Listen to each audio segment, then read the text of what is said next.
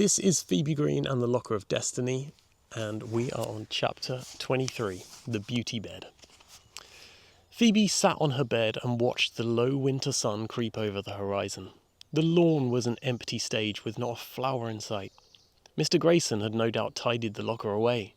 Phoebe imagined it collapsing under one solid kick, and Mr. Grayson hauling it into his firewood pile.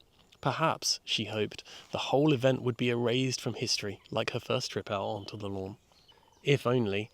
She looked down at the theatre and shuddered at the thought of the tragic comedy she had staged for the other girls. A gullible hero punching the air in excitement, only to be led back across the lawn like a toddler lost at the supermarket. She watched the sun ooze its orange yolk onto the sea and desperately tried to enjoy her last moment of peace. In less than an hour, Perivale would choke on its porridge with laughter. Phoebe couldn't help but admire the coordination needed to carry her outside.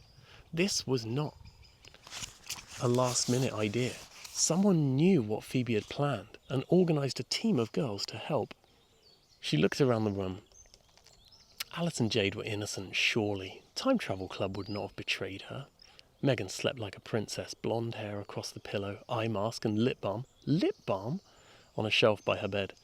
Could she have got up in the night and carried Phoebe down a flight of stairs? Yes, but not alone. Phoebe crept over to Megan's bed and lifted the corner of the duvet to reveal her feet. Not a speck of mud, not a blade of grass. Ugh, she thought. But perhaps Megan wore shoes.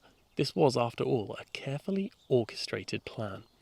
If Megan did it, there was no doubt Chloe was involved. But what about Jessica? Phoebe didn't know what to make of the dark-haired bookworm. She floated limply between the two groups in Dorm 7. She lacked the venom needed to bond with Megan, nor the wholehearted conviction to join Time Travel Club. Could she have been recruited by Megan to help carry Phoebe outside in the dead of night? Undoubtedly, yes. Phoebe inspected the soles of her slippers, but found no grass. Her tennis shoes had mud in the grooves, but that proved nothing. Phoebe sat on the spare bed, which had been used until now by the twins for the critically important job of brushing and plaiting each other's hair. They called it the beauty bed, and seemed to derive inner strength from the twice-daily process of hair brushing. Enough, thought Phoebe, enough of being pushed around and carried around and apologising for being marooned. She put both hands onto the handle of her trunk and leaned back with all her might. With enough effort to make her face go red, she got it sliding against the carpet. "Shush," came Chloe's irritated voice. She turned over and yanked the duvet over her head. Phoebe continued to haul the heavy wooden trunk. Jade got out of her bed and pushed. "Is this going out on the lawn too?" she asked. On a good day, Phoebe would have laughed, but today was not a good day. Alice hid under the covers, knowing a new phase in the war had begun. The unspoken rift in Dorm 7 was one thing, but marching into enemy territory was quite another. Phoebe's trunk now sat at the foot of the beauty bed. Phoebe scooped up 2 hairbrushes and a copy of Vogue, a thick magazine full of adverts for expensive handbags. Out of it fell a poster of Take That, a boy band.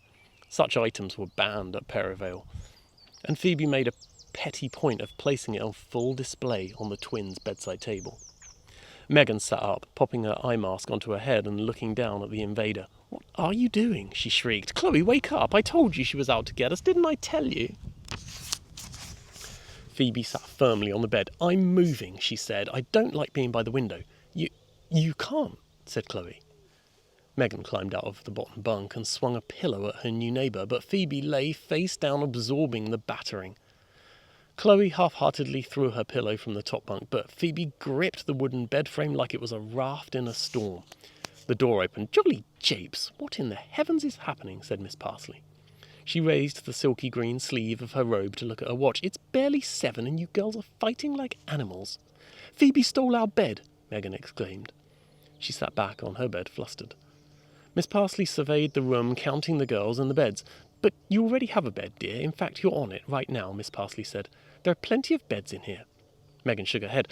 "That's our other bed, the beauty bed. We do our hair on it. Phoebe's bed is by the window."